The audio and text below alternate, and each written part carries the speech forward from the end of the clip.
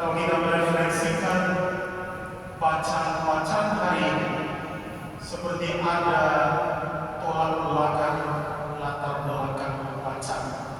Bacaan yang pertama setelah peristiwa Pentakosta, di mana murid-murid gereja perdana menghayati hidup kebersamaan, hidup komunitas mereka. Tentang membaca Injil, peristiwa di mana perjamuan malam terakhir terjadi. Tapi merefleksikan dua bacaan hari ini, saya mau bertanya kepada kita semua, pernahkah kita mengalami kegelisahan hati?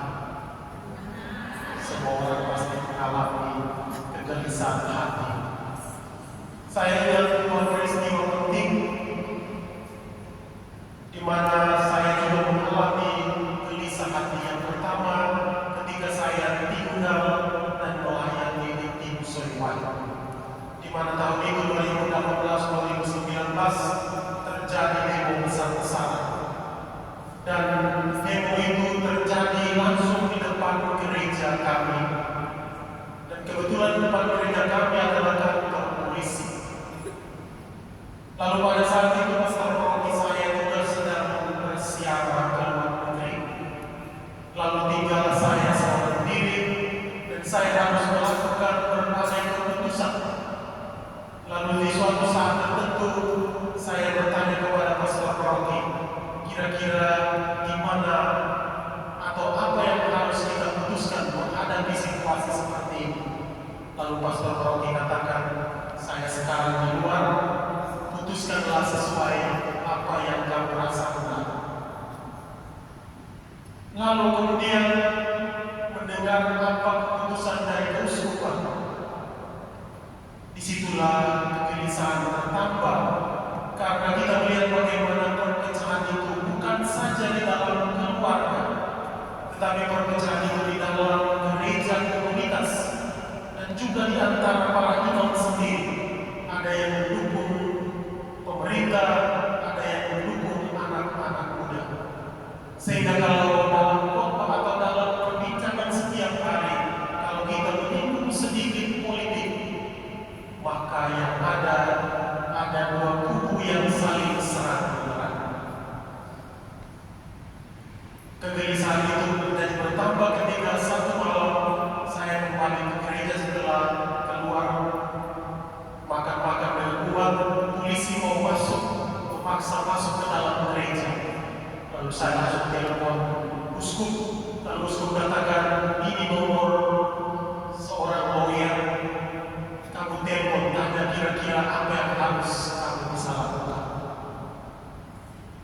Menghadapi pengalaman-pengalaman ini, saya mengalami satu kegelisahan batin.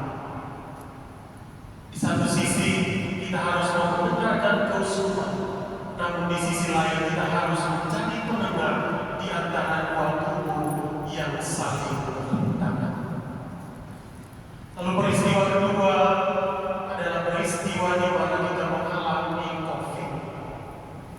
Kebetulan kami tinggal di Lampin, tinggal di apartemen. Jadi kalau ada tetangga kami yang mengalami COVID, kami semua dipanggil untuk periksa, lalu antri berjam-jam di lapangan. Kebetulan waktu itu juga Pak Heri mengalami COVID untuk ketiga kalinya. Lalu saya harus mempersiapkan makanan pagi, siang, dan malam.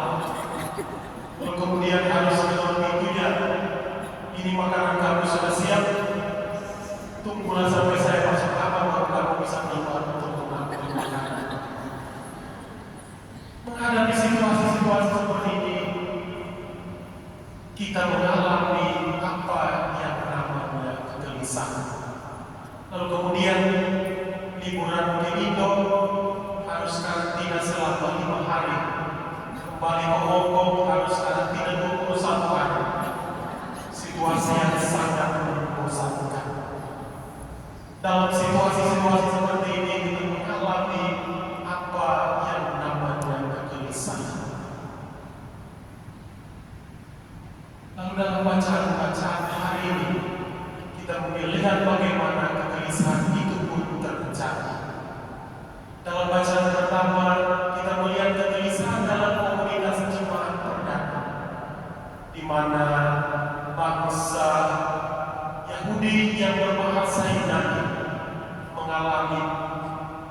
pengalaman yang tidak enak dengan orang yang berbahasa Ibrani.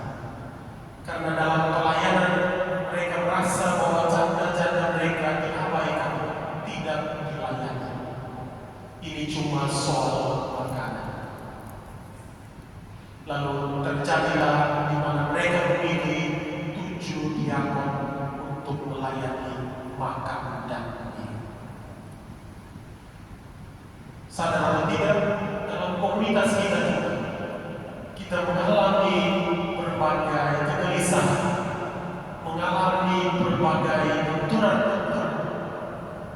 Ada yang baru saja menyelesaikan merayakan Paskah, namun di sisi lain sudah bertengkar di Facebook.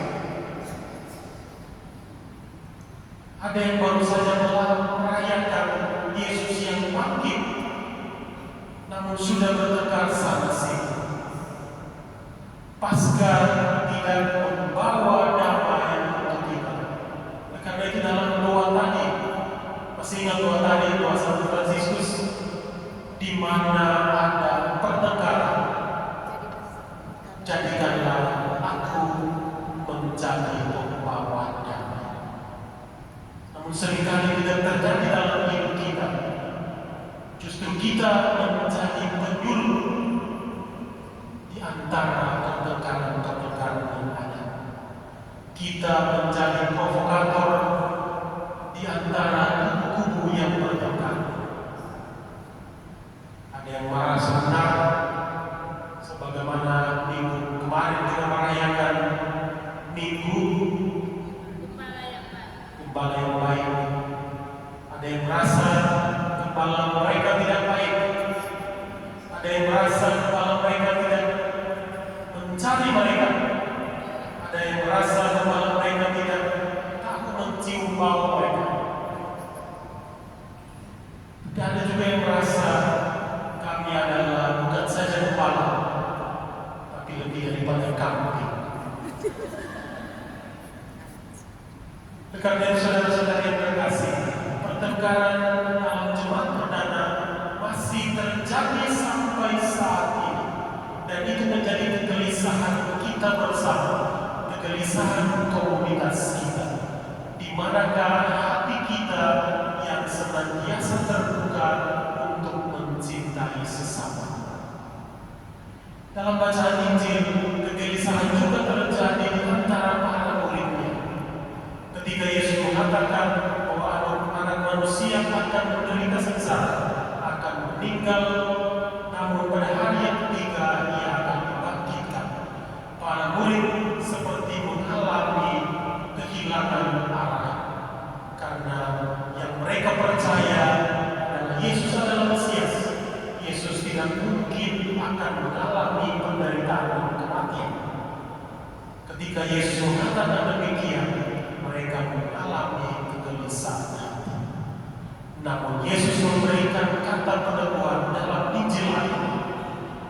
Janganlah gelisah hati, percayalah kepada Allah dan percayalah juga kepadaku. Di tengah kegelisahan hidup para muridnya, Yesus memberikan satu angin segar kepada mereka. Percayalah kepada Allah dan percayalah kepada Yesus sendiri. Kalau kita percaya kepada Yesus, percaya kepada apa yang kita ajarkan, maka komunitas kita akan menjadi komunitas yang saling melayani, yang saling berbagi, yang saling merasakan suka dan duka, yang tidak membedakan gembala dan domba, yang tidak membedakan siapa kambing dan siapa domba. Karena kita semua adalah satu pengikut Yesus Kristus sendiri. Karena itu saudara-saudara yang terkasih, melalui bacaan-bacaan hari ini, kita senantiasa diingatkan untuk menjadi domba-domba yang senantiasa saling berbagi dengan gembalanya.